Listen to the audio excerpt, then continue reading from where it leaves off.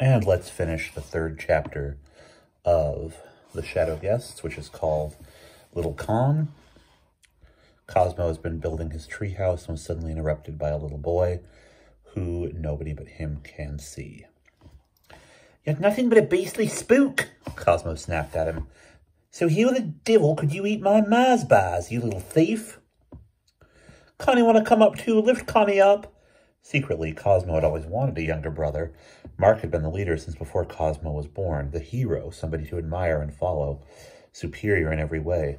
It would have been a great comfort to have someone smaller as well, somebody to protect and instruct and boss a bit, a person who would look up to him as he looked up to Mark. It was still very much a part of his hollow, sad, resentful feelings against Mark and Ma that by going off together like that, deserting him, they had also robbed him of the chance of a younger brother. But he would have been quite different from this horrible little creature. "Get away from me! Buzz off!" he called down. "You don't belong here. Connie, come up. Let me come up too." "No, you're much too small." The ache in Cosmo's arms, hanging on the plane all this time, had become nearly unbearable. He would have to jump down, and it would certainly be shameful to show fear of a brat half his size. Cousin Eunice put her head out of the open kitchen window and swung the dinner bell. "Cosmo, supper's ready." "Coming," he called back and jumped. And when he hit the ground, there was no child to be seen. It was as if the shock wave from Cosmo's landing had jiggled him out of existence, dissolved him back to some other plane. At supper, Cosmo was rather silent, but that was all right. Nobody expected him to talk if he did not feel like it. Mrs. Tidings was talking about spring cleaning the attics, and Eunice, in between spells of brooding about a lecture that she was constructing, talked about the book Flatland, which she had lent him. It was an old book, leather-bound. The title page said 1884, and that was a new and revised edition. It called itself A Romance of Many Dimensions, with illustrations by the author, A. Square. "It's meant to be satire," Eunice explained.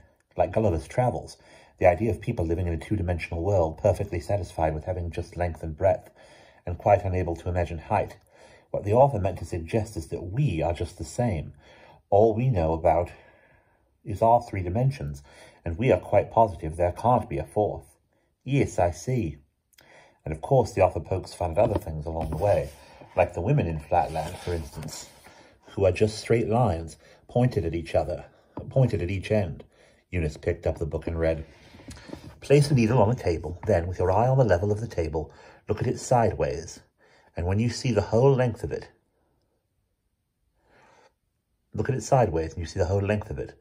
but look at it endways, and you see nothing but a point. It has become practically invisible. Just so it is with one of our women. When the side is turned toward us, we see her as a straight line.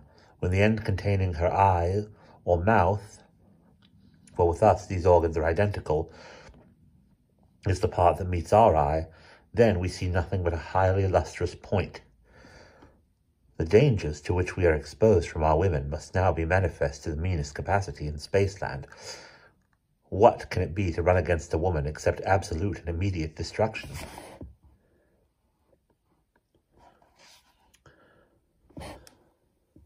So the Flatlanders have special laws for women. When they are walking in a public place, they must constantly keep up a peace cry.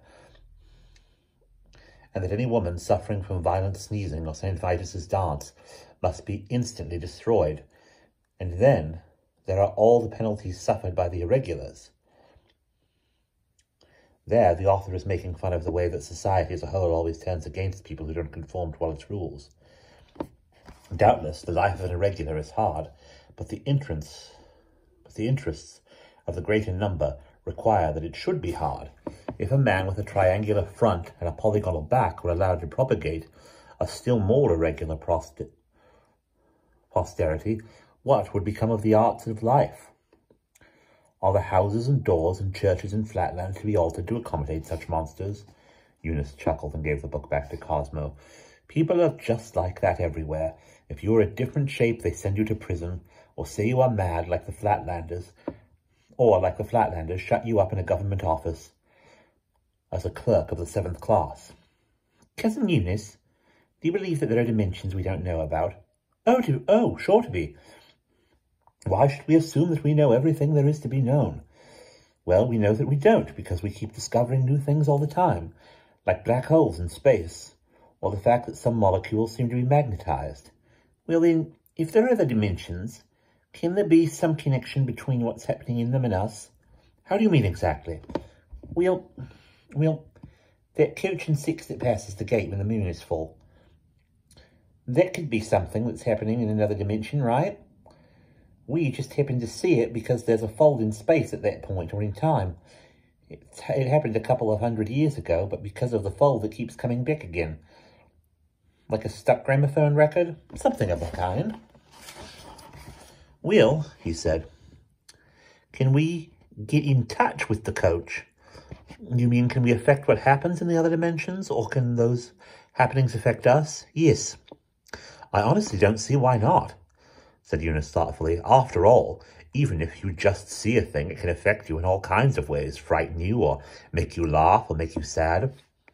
Seeing a film can change your life, and if the sight of a thing can do that to you, then the sight of you can affect it.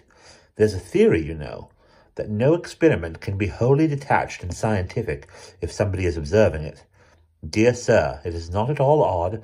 I am always about in the quad, and that's why the tree still continues to be in the sight of yours faithfully, God. It's high time that boy was in bed, said Mrs. Tidings, bustling about and whipping a plate from under Cosmo's elbow. He's got great black circles under his eyes, reading in bed till all hours, I dare say. That's what comes of giving them bedside lamps. I saw your light last night shining at 11. Just let's see it go out a bit earlier tonight. Just 1 minute more. We might see the coach because somebody is sending the image of it to us. Yes, people have done experiments along those lines and got quite positive results, sending images of screwdrivers and things like that. Some people are very strong senders. There was a man in Chicago who could actually put a mental image on a Polaroid film. Okay, let's wash the dishes, said Cosmo, jumping up. He went to sleep that night as soon as his head hit the pillow. He was really tired out. But next day, he hammered in the last piton and began construction of a platform in the walnut tree. He had no glimpse of Little Con all day, which was a considerable relief.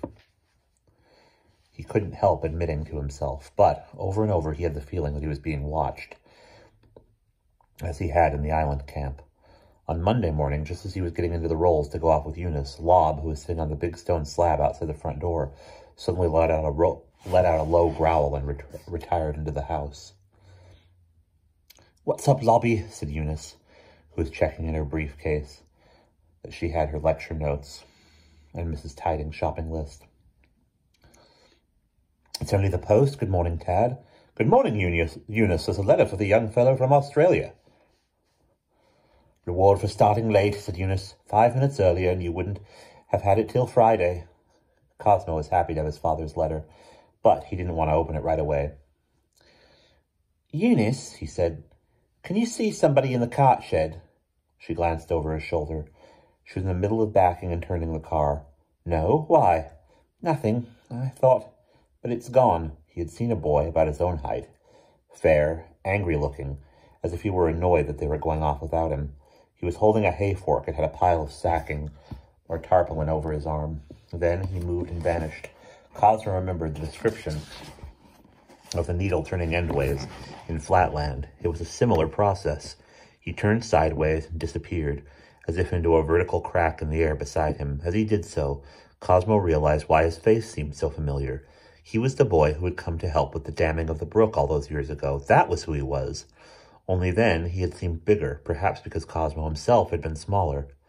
"Sorry," he said, stirring himself free from his thoughts and jumping out to open the gate. He waited till the rolls had slipped through, then shut it again.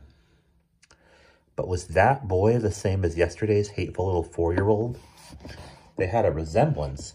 Was Cosmo getting glimpses of him at different ages? Was he growing? And if so, what size would he be by next weekend? He opened his letter. "What does Dick have to say?" asked Eunice, skirting around one of the many potholes. Hopes to get here sometime in July. He's found somebody to take over the practice and buy the house. Cosmo gulped a little, thinking of that house. It had been nothing out of the common, built of wood, with a corrugated roof, but it had been spacious and comfortable. They had lived in it for 6 years, collected a lot of things together, played games, learned lessons, talked and argued. It had been their home. Now strangers would be living in it, who knew nothing about them, looking out of Ma's kitchen window, leaning on the wall that Mark had built. That's fine, Eunice said. She asked no more questions, and Cosmo decided to leave the rest of his father's letter until later in the day. It was hard reading in the car. Richard's writing was spiky and difficult to decipher. Cosmo had been apprehensive that there might be a reception committee there on the steps, ready to greet him with groans, and Eunice with cries of, "Dracula's aunt!" But of course, on Monday morning, everybody was in too much of a rush for anything of that kind. He said, "Goodbye. Thank you for a lovely weekend." "See you Friday," she called, and had slipped over the turnaround and out into the Woodstock Road traffic before he was up the front steps. And that's the end of chapter 3.